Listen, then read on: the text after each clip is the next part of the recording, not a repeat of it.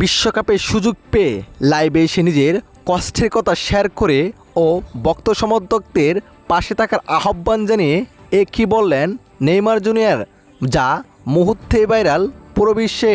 দর্শক, বহুত অপেক্ষার অবসান ঘটল, অবশেষে ফুটবল বিশ্বকাপে পা রাখতে যাচ্ছে নেইমার জুনিয়র।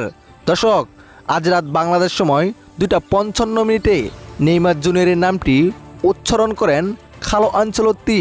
এক মুহূর্তের জন্য পুরো ফুটবল বিশ্ব কেঁপে যায়, উল্লাসে মেতে উঠলেন ভক্ত সমর্থকরা। এদিকে বিশ্বকাপের সুযোগ পেয়ে লাইভে এসে নিজের কষ্টের কথা শেয়ার করলেন নেইমার জুনিয়র, যেখানে তিনি বলেন, সে বিশ্বকাপের জন্য আমি কত অপেক্ষা করছি, কত রাত জেগে রয়েছি, কত কষ্ট করেছি।